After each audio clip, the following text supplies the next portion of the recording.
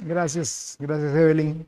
Qué bendición. Y sí, tenemos que orar para que podamos alcanzar uno más para Cristo. Los niños pueden pasar, por favor, a su clase.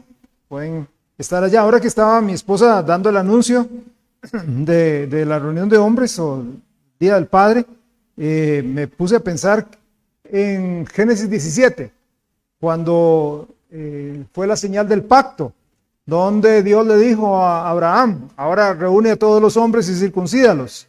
Entonces dije yo, bueno, qué buena oportunidad ese día para circuncidar a todos los, ya iba a ir a donde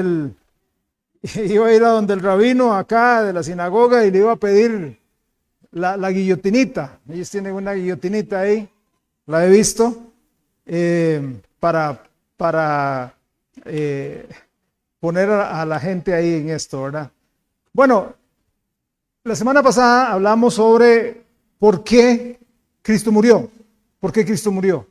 Hoy, como dije, era la segunda parte del mensaje y es ¿para qué? ¿Para qué Cristo murió? ¿Por qué Cristo murió? ¿Para qué Cristo murió? En ese último mensaje hicimos esa pregunta. Hicimos la pregunta: ¿por qué Cristo murió? ¿Ok? Cristo murió con un propósito. Cristo murió con un propósito determinado. Déjeme ver si esto funciona por otro lado, porque no funciona. Listo, ahora sí.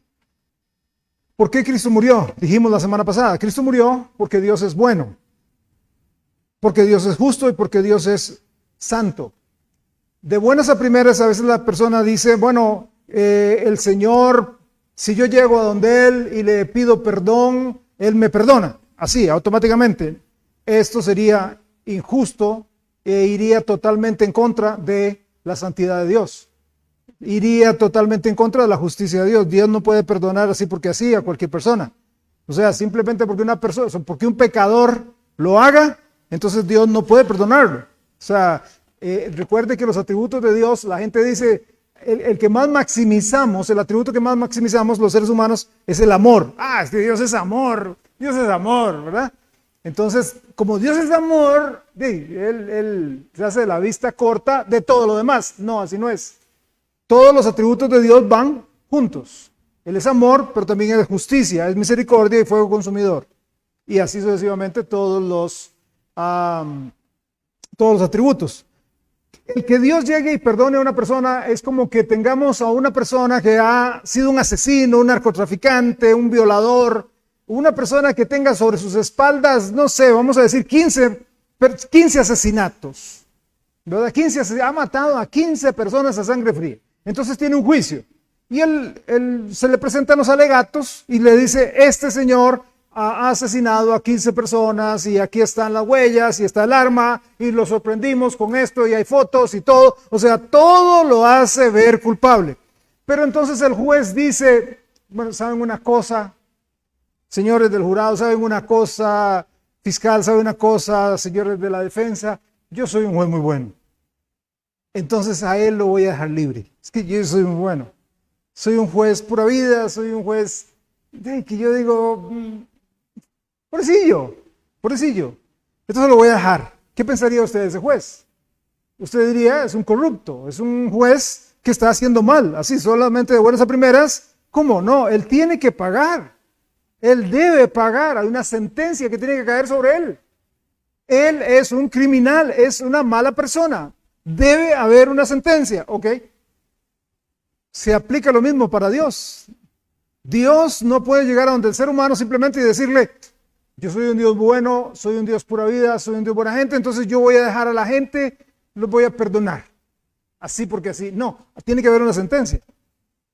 En Ezequiel 18 dice claramente, el alma que pecare, esa morirá. Y todos nosotros somos pecadores. Entonces Dios envió a Cristo a morir por nosotros porque Dios es santo, bueno y justo. Y cualquiera que infrinja su santa ley tiene que tener una sentencia. Ahora bien, ¿quién podría, por ejemplo, cumplir los 10 mandamientos? ¿Quién puede cumplir los 10 mandamientos a lo largo de toda una vida sin violarlos ni un segundo, ni uno solo de ellos? ¿Quién podría? Es más, Salomón, el hombre más sabio sobre la tierra, en Eclesiastés capítulo 7, versículo 20, Puede buscarlo en su Biblia, verlo de la pantalla. Dice Eclesiastés 7:20, ciertamente no hay hombre justo en la tierra que haga el bien y nunca peque. Y cualquier persona que diga en la tierra, yo he pecado, a esa persona se le aplicaría 1 Juan capítulo 1, donde dice que el que diga que no tiene pecado, le hace a él mentiroso y le hace a Dios mentiroso. Porque Dios ha dicho que todos hemos pecado. Pablo, el misionero, el apóstol, el teólogo, el filósofo, agrega a esto que dijo el sabio Salomón en Romanos capítulo 3, verso 9 al 19. Dice así, búsquelo ahí en su Biblia, pues es un texto un poco largo.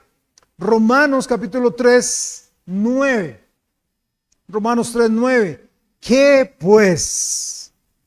¿Somos nosotros mejores que ellos? De ninguna manera. Pues ya hemos acusado a judíos y a gentiles, o sea, todos, que todos están bajo pecado, como está escrito, no hay justo ni aun uno, no hay quien entienda, no hay quien busque a Dios, todos se desviaron, a una se hicieron inútiles, no hay quien haga lo bueno, no hay ni siquiera uno, sepulcro abierto es su garganta, con su lengua engañan, veneno de áspides hay debajo de sus labios. Su boca está llena de maldición y de amargura. Sus pies se apresuran para derramar sangre. Quebranto y desventura hay en sus caminos. Y no conocieron camino de paz. No hay temor de Dios delante de sus ojos. Pero sabemos que todo lo que la ley dice, lo dice a los que están bajo la ley. Para que toda boca se cierre y todo el mundo quede bajo el juicio de Dios. Así que en la cruz de Cristo, nosotros vemos la justicia de Dios. Por eso murió Cristo. La ley de Dios es justa, la ley de Dios es santa y exige la muerte de cada infractor. Puesto que nosotros hemos violado la ley de Dios, nosotros tenemos que morir. Todo ser humano debe morir. Su cuerpo debe morir. Nuestro cuerpo tiene fecha de caducidad, ¿verdad? No es que vamos a vivir eternamente en este cuerpo, no, tarde o temprano ya empiezan a fallarnos ciertas cosas del cuerpo. Nuestro cuerpo tiene un punto donde dice hasta aquí, ya no más. ¿Ok? Espiritualmente, el ser humano nace muerto, sin conexión a Dios, por el pecado que recibió de Adán. Y finalmente su alma pasará en uno de dos lugares. Si tiene a Cristo, eternamente en el cielo, y si no tiene a Cristo, eternamente en el infierno, en el lago de fuego, que es la muerte segunda. Hoy yo quiero tomar el tema de la muerte del alma y hacerles otra pregunta. ¿Para qué murió Cristo? O sea, ¿para lograr qué? Tengo dos propósitos en querer enseñarles esto. Primero, quisiera mostrarles que cuando Cristo pagó nuestra multa, cuando Cristo pagó nuestra deuda, nuestra sentencia, no fue solamente en el área de la muerte física, porque sinceramente a través de la historia, gente ha muerto como mártir.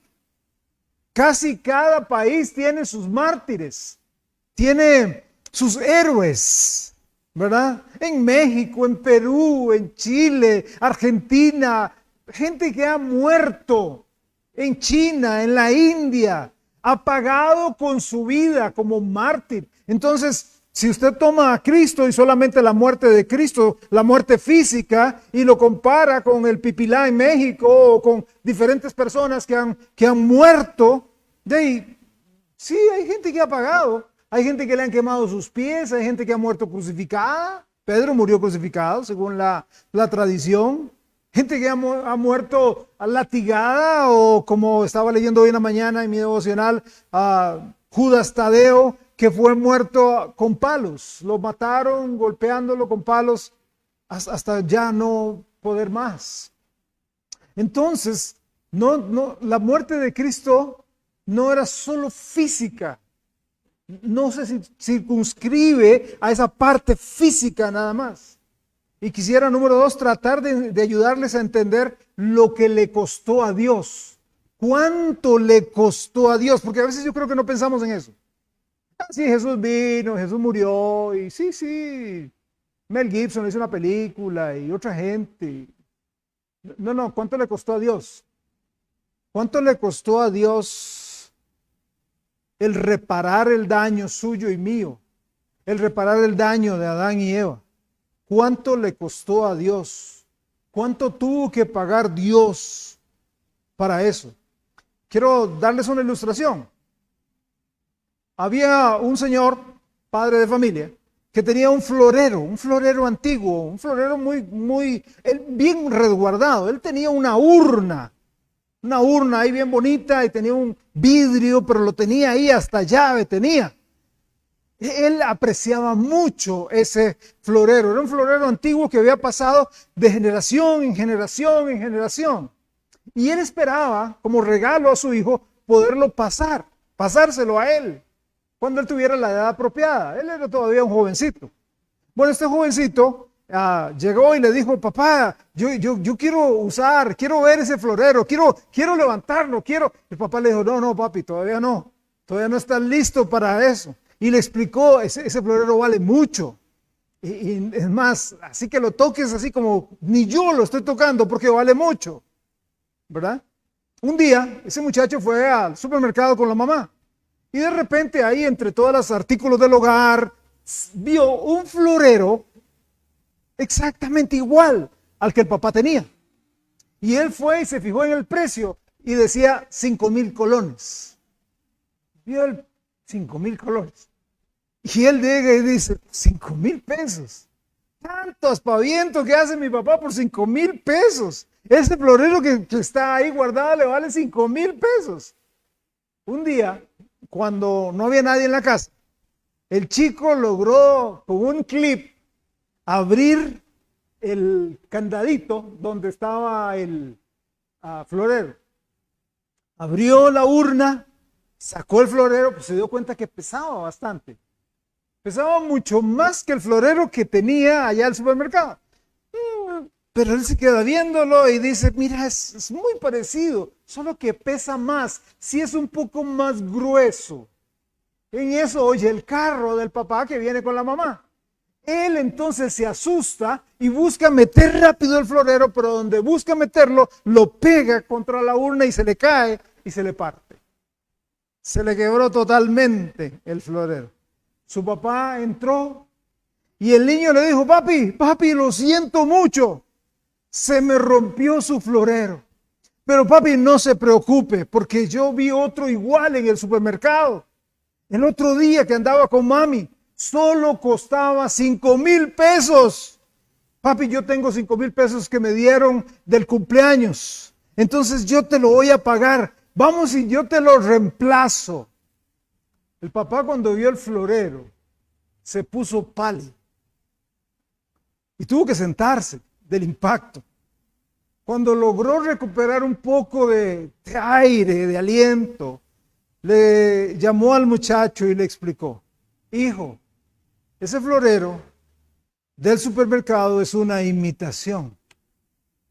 Este era una antigüedad. Tenía un valor de 50 millones de colones. Este es un jarrón original que tu bisabuelo adquirió en China, de una de las dinastías más famosas del lugar.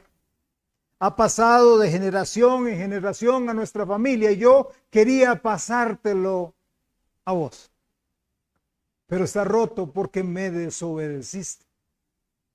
Al enterarse del valor del florero, tanto el valor económico como el valor personal que era del padre, el niño se sintió horrible y empezó a llorar. ¿Cómo pudo haber hecho semejante cosa? Y el chico agarró al papá de su pierna y le dijo: papi, perdón, no lo sabía, no sabía cuánto costaba. Te desobedecí. Es mi culpa, papá, lo siento. Y su papá le dijo: pues hijo, no se preocupe. Eso es lo que voy a hacer.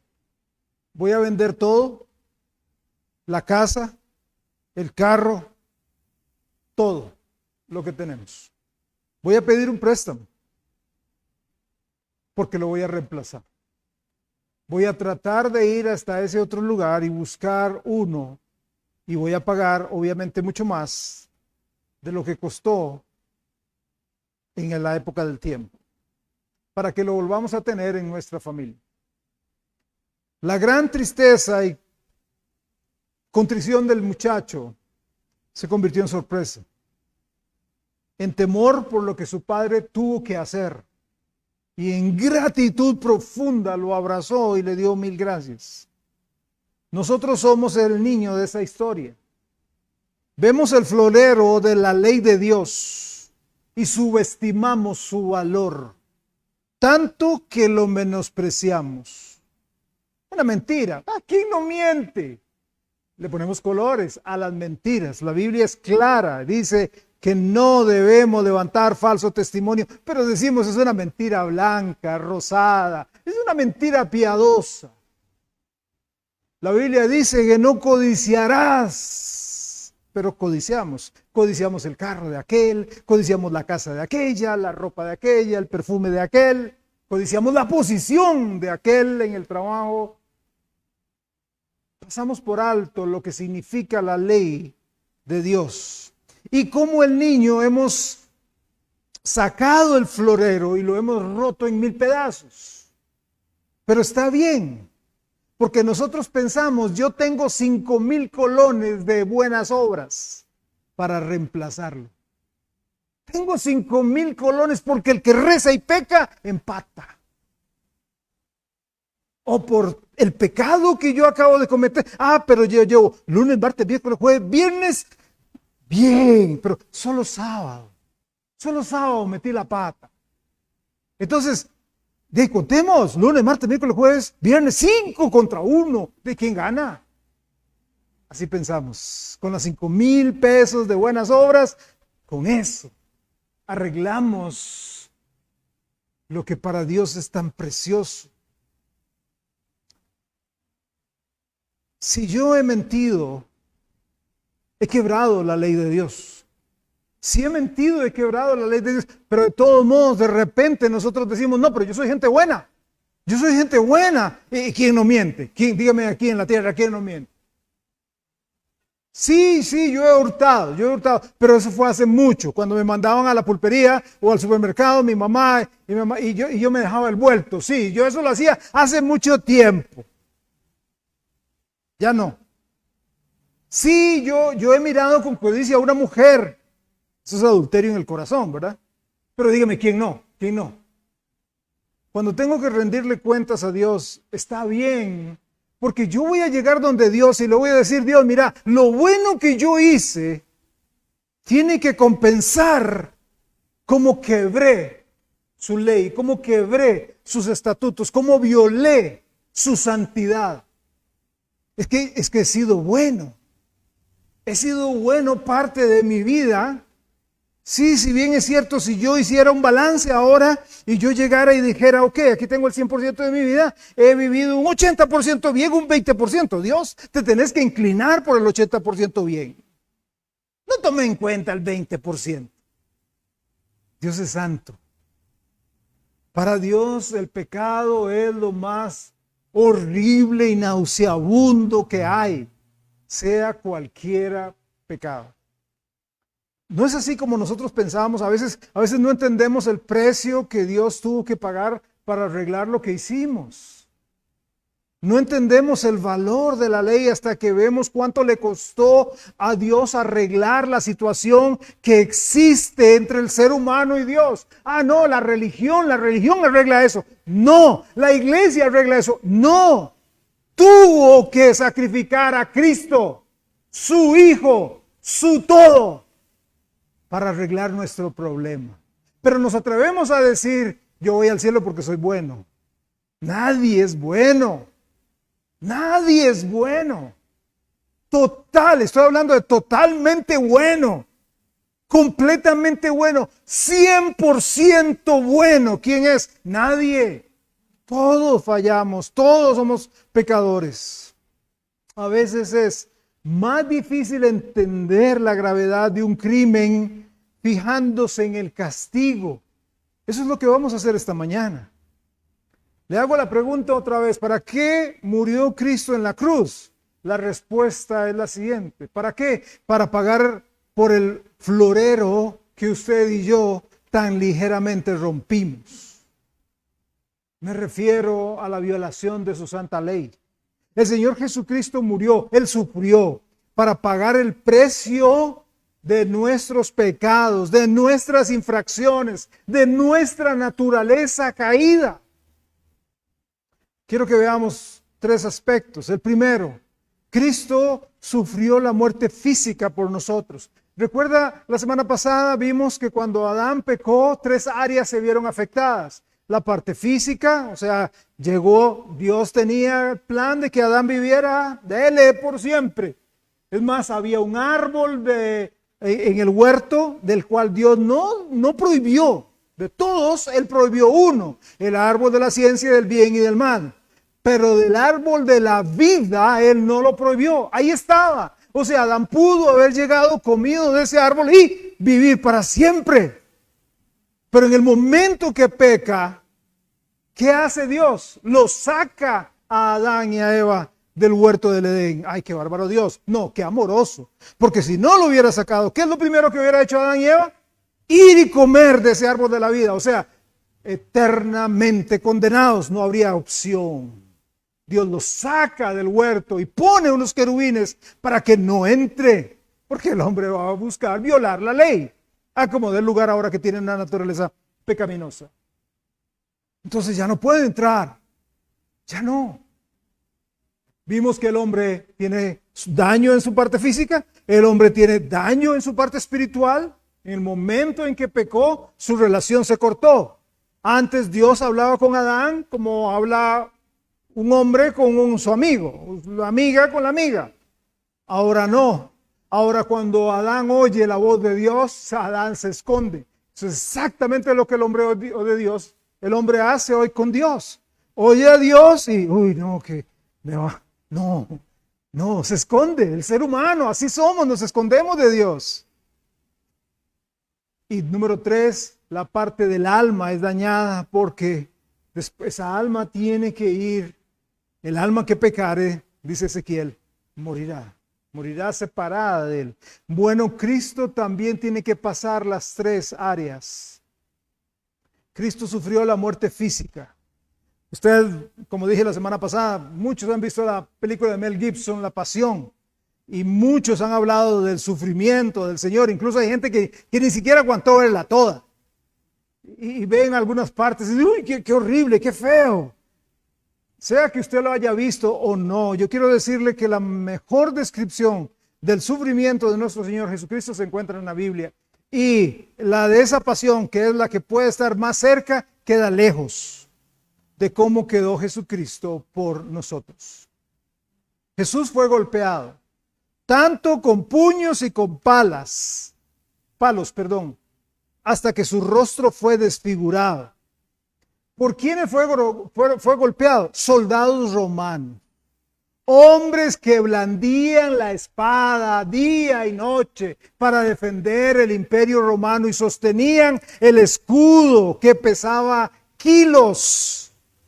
Y así por batallas completas, hombres fornidos, agresivos, sanguinarios, por ellos fue golpeado Jesús.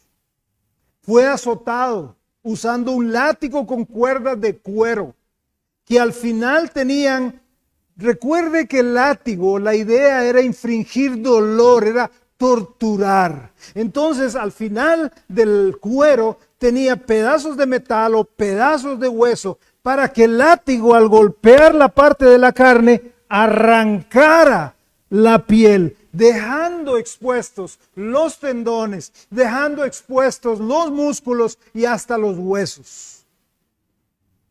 Le pusieron una corona de espinas, no como en las películas que se la acomodan, una corona para que, recuerde, era la burla. Este es rey, pues aquí está tu corona. Usted se ha golpeado en alguna parte en la sien, es una de las partes donde hay más vasos capilares y usted sangra más rápidamente.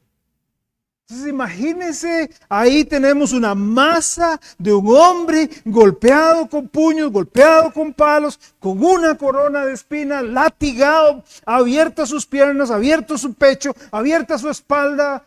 No voy a golpearlo solamente en esta parte no, el látigo iba por todo lado. Entonces tenemos un hombre sangrando a chorros, sediento porque le dejaron sin agua, sin sueño. Y ahí estaba, ahí quedó. Isaías profetiza acerca del sufrimiento físico. En Isaías capítulo 50, al verso 6, dice Isaías en esta profecía: di mi cuerpo a los heridores y mis mejillas a los que mesaban la barba. La barba de Jesús le era arrancada. Estaba lleno de saliva por las escupas, el esputo que tiraban sobre él, y luego arrancaron su barba con sus manos.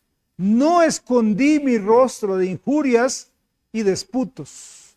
El Señor Jesús quedó tan desfigurado que no podía reconocerse.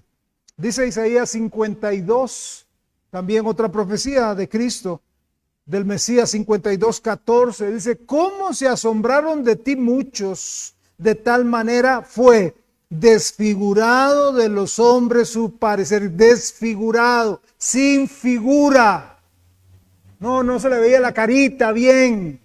Los pómulos hinchados. Imagínense un boxeador, imagínense estas personas de estas artes marciales mixtas, después de recibir golpe tras golpe tras golpe, no con guantes, con puños, con palos. Su cara era un monstruo desfigurado. Fue desfigurado de los hombres su parecer, y su hermosura más que la de los hijos de los hombres. Luego llevan a este hombre, lo llevan al Calvario, lo hacen cargar una cruz hasta más no poder. No es el debilucho Jesús que nos pone en algunas películas. Él era un constructor. Sí, la Biblia dice que él era carpintero, pero la palabra carpintero no es solamente el que trabaja con madera, clavando y haciendo. La traducción literal podría ser maestro de obras. Jesús estaba acostumbrado a decir: ok, voy a construir una casa, tengo que ir allá con la motosierra. No, con el hacha, tosca, ruda, a romper el árbol, a traerlo, derramarlo, y luego ver cómo lo amarraba a unos burros, a una carreta, y usando su fuerza, llevarlo allá, cortarlo, y luego empezar a hacer la casa.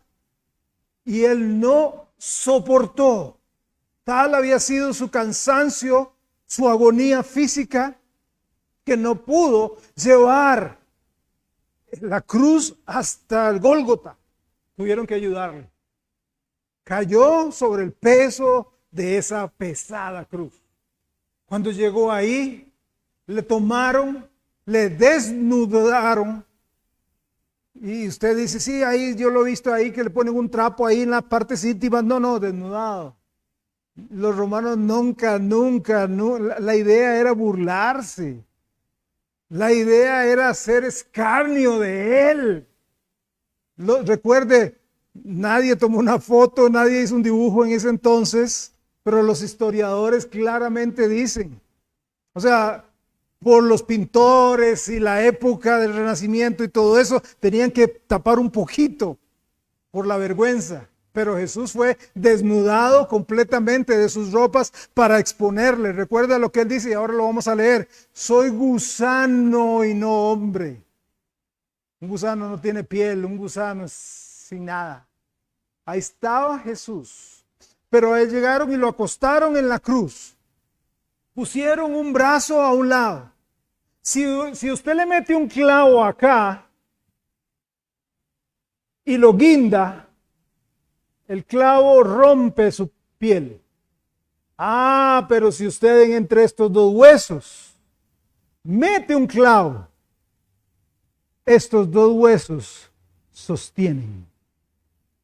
Pero el metal, el hueso toca el metal. ¿Usted sabe el dolor que eso produce? Pero lo hicieron también del otro brazo. Y luego tomaron sus pies y los juntaron. Y exactamente en la parte del empeine que sale al talón, ahí le enterraron un tercer clavo.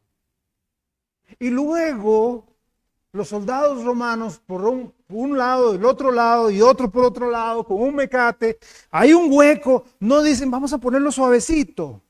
Jesús está guindando, sostenido por sus huesos, por su carne, y levantan la cruz y pesadamente. ¿Usted ha metido un poste en un hueco? No cae suavecito, cae ¡fum! Jesucristo en ese momento cayó con todo el peso de su cuerpo ahí. Yo quiero invitarlo a hacer un experimento.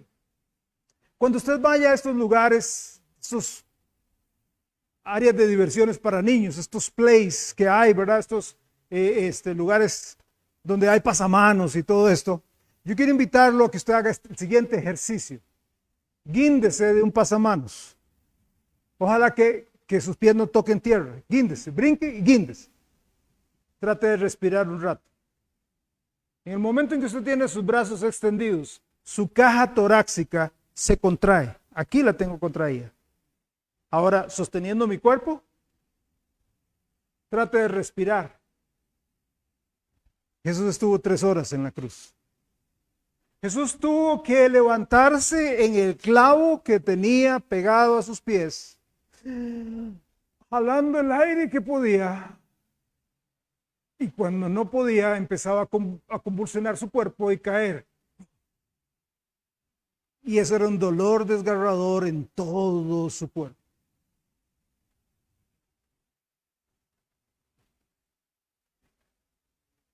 ¿Cuánto dije yo que estuvo Jesús en la cruz? Me equivoqué.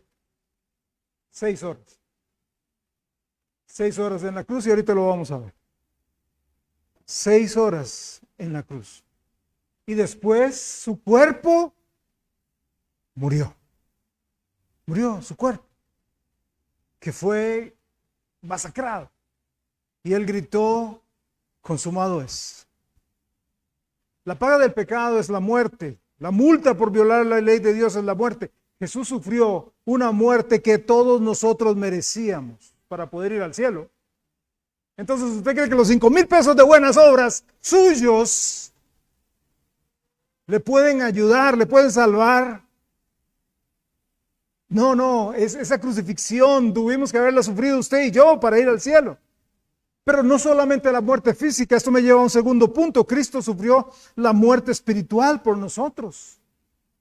Recuerde que la muerte en la Biblia es separación. La muerte en la Biblia no es aniquilación. La muerte en la Biblia no es desaparecer. La muerte en la Biblia no es mandarlo a usted al limbo o simplemente ¡pum!, dejar de existir. No, la muerte es separación. Jesús experimentó la muerte espiritual. Él experimentó la separación de Dios Padre. Romanos, el capítulo 5, verso 12, dice que la muerte pasó de Adán a todos los hombres debido al pecado. Romanos 5:12. Por tanto, como el pecado entró en el mundo por un hombre y por el pecado la muerte, así la muerte pasó a todos los seres humanos. En Efesios capítulo 2, verso 1, dice que nacimos muertos porque nacimos separados de Dios y Él nos dio vida. Y si nos dio vida porque estábamos muertos, cuando estábamos muertos en vuestros delitos y pecados. La paga del pecado es la muerte, tanto física como espiritual. Mateo capítulo 27, versículos 45 y 46, Mateo 27, 45. Y desde la hora sexta hubo tinieblas sobre la tierra hasta la hora novena. Cerca de la hora novena, Jesús clamó a gran voz diciendo, Elí, Elí, lama sabactani. Esto es, Dios mío, ¿por qué me has desamparado? Después de esas últimas 3 horas ahí en la cruz, Jesús dijo algo extraño. Dios mío, ¿por qué me has desamparado?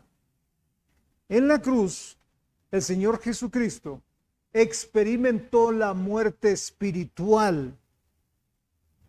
La muerte espiritual es la separación de Dios.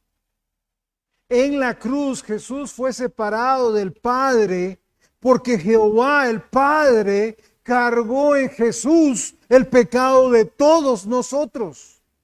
Fue separado del Padre por nuestro pecado. Segunda de Corintios 5:21, ahí en la cruz, Él se hizo pecado por nosotros. Dice, al que no conoció pecado, por nosotros lo hizo pecado, para que nosotros fuésemos hechos justicia de Dios en Él. O sea, el que es justo se hace pecado para que nosotros que somos pecadores seamos justos. Gálatas capítulo 3. ¿Y qué es la gran cosa de que Él haya sido crucificado? Gálatas 3, ahí en la cruz el Señor Jesús mismo se vuelve maldición. Porque dice Gálatas 3:13, Cristo nos redimió de la maldición de la ley, hecho por nosotros maldición. Porque escrito está, maldito todo el que es colgado de un madero. Jesús se vuelve maldición. Ese es el jarrón que quebramos. Ese es el precio que había que pagar para que usted y yo tuviéramos comunión con el Padre. Y lo vemos tan trivial. Tan trivial. ¿Qué es la gran cosa? Dios murió por usted. Dios murió por usted. Y cuando Él fue hecho maldición, en ese momento en que era maldito, el Padre quitó su mirada de Él y le dio la espalda. Por eso el grito, ¿por qué me has desamparado? Ahora tenemos que entender que el Señor Jesucristo, cuando estaba en la cruz, lo que estaba era citando el Salmo 22, este salmo mesiánico. Salmo 22:1, en su primera parte, cientos de años antes, dice el salmista, Dios mío, ¿por qué me has desamparado? ¿Le suena similar? Ahí en el Salmo 22 nosotros podemos leer lo que Jesucristo estaba pensando en la crucifixión. Estaba pensando en este salmo. En esos momentos de tanta agonía, pensaba en lo que el salmista había dicho. El Salmo 22 es una profecía de la crucifixión. Busca el Salmo 22. Vamos a leer una parte de él. Fíjese bien en este clamor del salmista y el de Cristo. Si usted lo analiza bien, es exactamente el clamor de una persona en el infierno. Exactamente.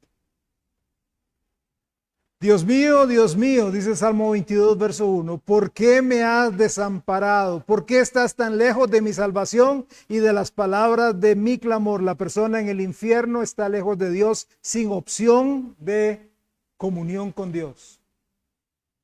Dios no oye, Dios no atiende a esa persona que está en el infierno.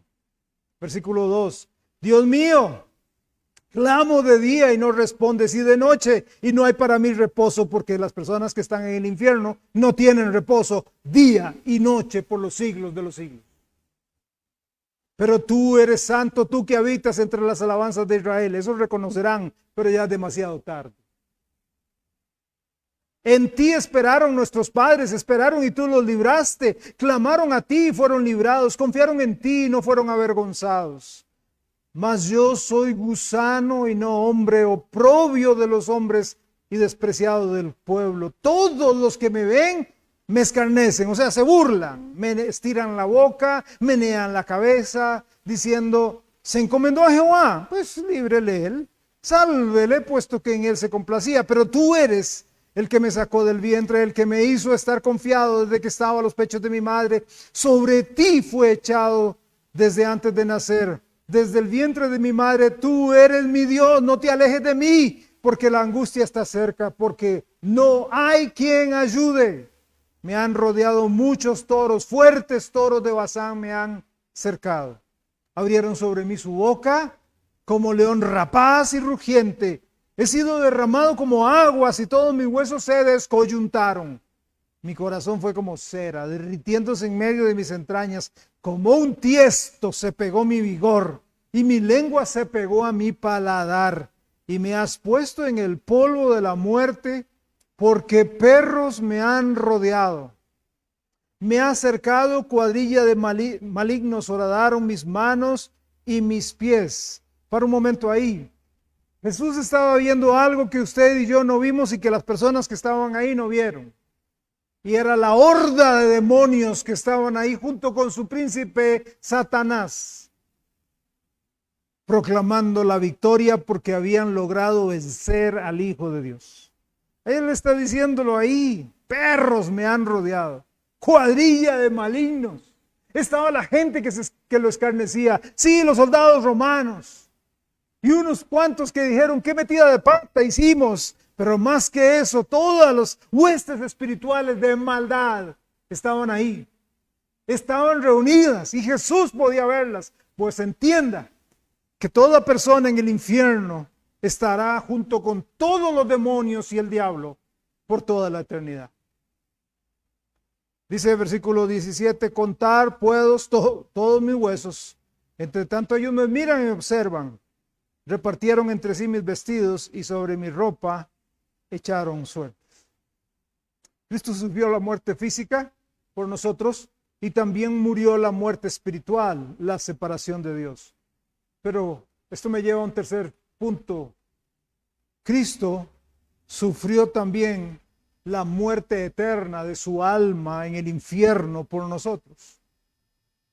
Murió físicamente, murió espiritualmente, pero su alma debía morir también. No es que Jesús fue al infierno. Existe una herejía que anda por ahí de que Jesús fue al infierno cuando estaba ahí en la cruz. No, eso no fue. No fue. Cuando estaba en la cruz, Jesús, Él estaba ahí. Lo que digo es que en la cruz, Jesús sufrió los horrores y los dolores del infierno. Infierno que usted y yo debimos pasar.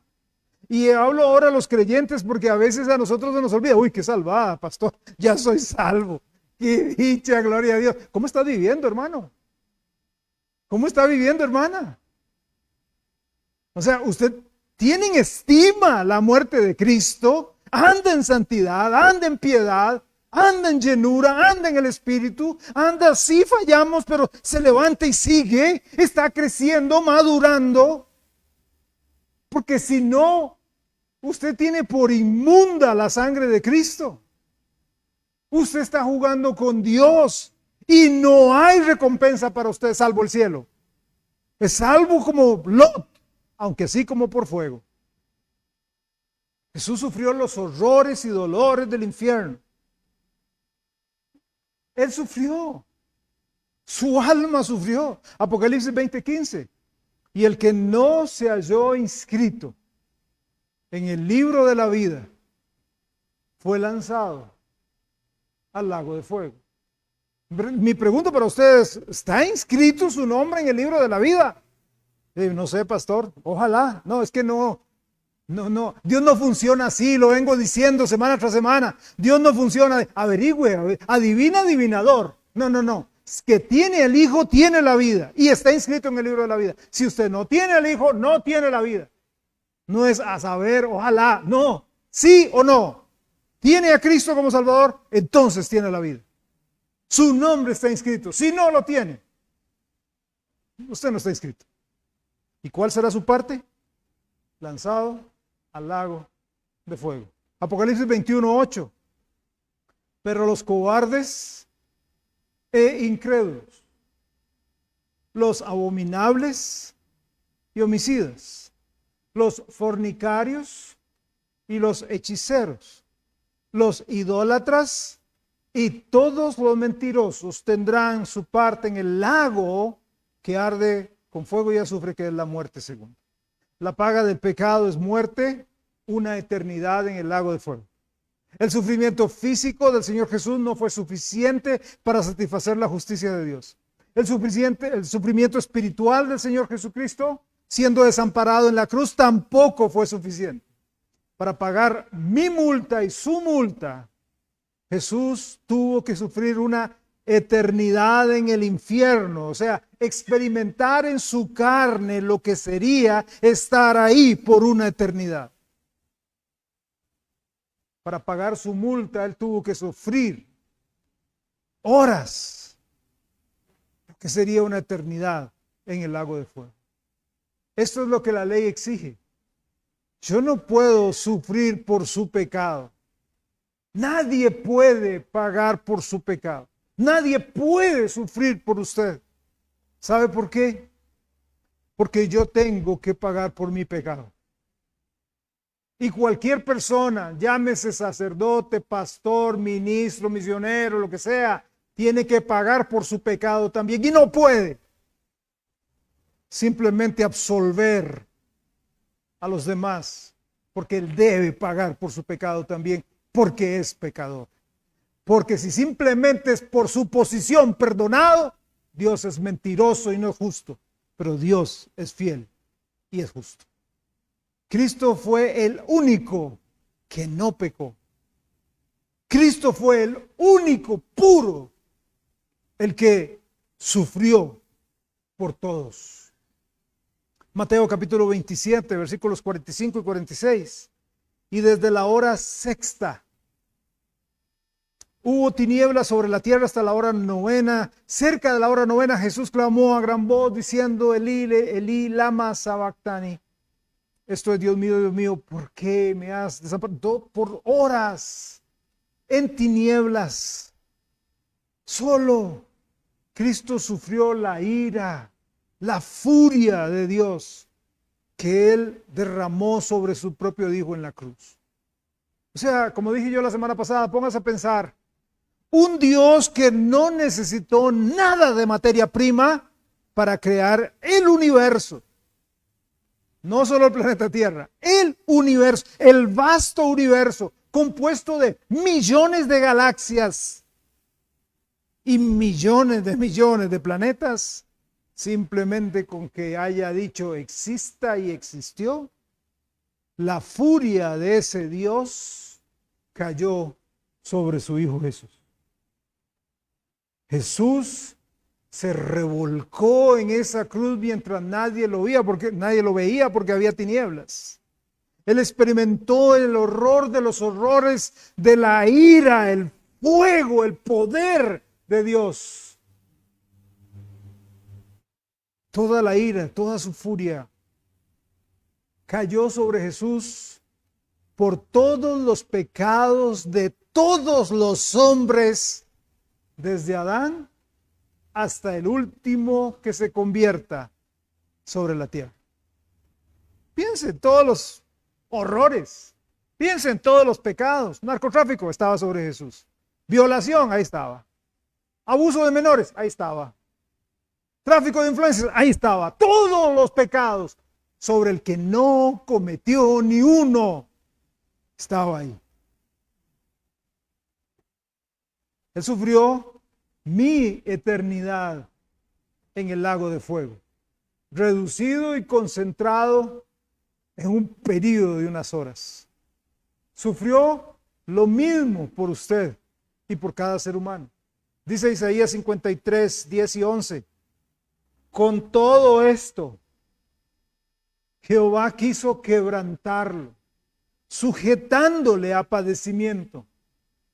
Cuando haya puesto su vida en expiación por el pecado, verá linaje, vivirá por largos días y la voluntad de Jehová será por su mano prosperada. Verá el fruto de la aflicción de su alma y quedará satisfecho por su conocimiento.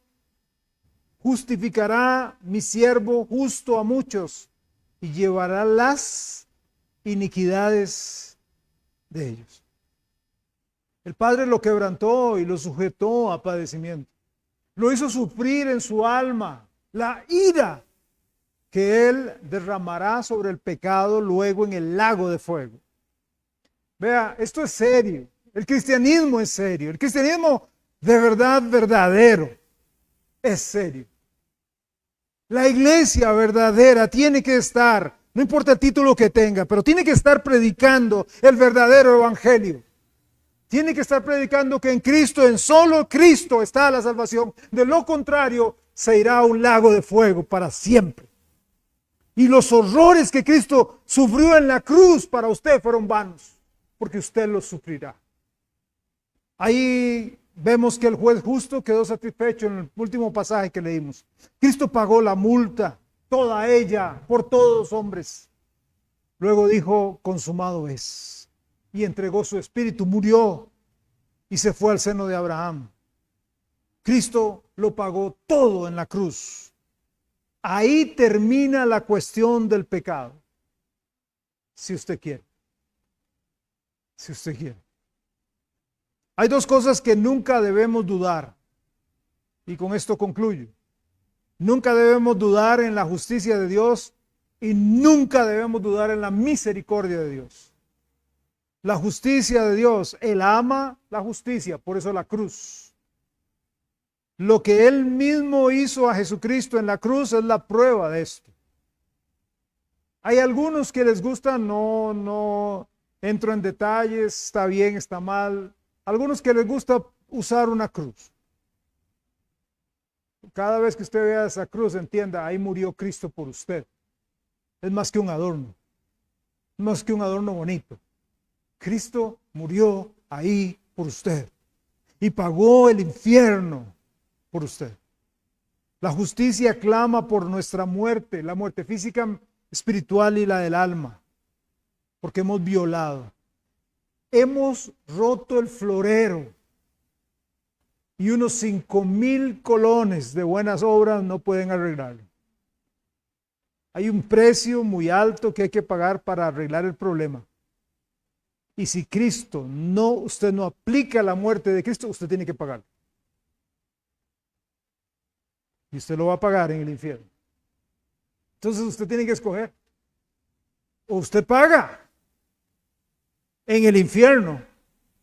Porque sus buenas obras, no importa cuánto haga, son 5,000 colones en algo que son millones de colones que vale. La misericordia de Dios, Él sabía que desde la eternidad pasada el ser humano pecaría. Y en aquel entonces, antes de todo, Él decidió pagar nuestra multa y sufrir por nosotros. Dios entregó todo lo que tenía. Se entregó a sí mismo para pagar lo que nosotros hicimos. Dice la Biblia, el Señor no quiere que ninguno perezca, sino que todos procedan al arrepentimiento. Dios quiere que todos los hombres sean salvos y vengan al conocimiento de la verdad. Sin embargo, Dios no va a obligar a nadie. El Espíritu Santo está tocando y si usted en este momento se siente incómodo, si en este momento usted siente algo en su corazón, es porque el Espíritu Santo de Dios está tocando su corazón. Yo simplemente soy un instrumento, pero es el Espíritu de Dios el que lo está sacudiendo a usted, el que le está haciendo, ¡hey, reflexione! Está abriéndole un poco los ojos de su ceguera espiritual, para que usted diga, sí, yo me entrego a Cristo. Es que es la opción, la única opción. Dios manda a todos los hombres en todo lugar que se arrepientan. Y aquellos que se arrepientan les invita a poner su fe, su total fe en Cristo Jesús. Pero no va a obligarlo a usted a hacerlo. Si quiere la salvación, ahí está.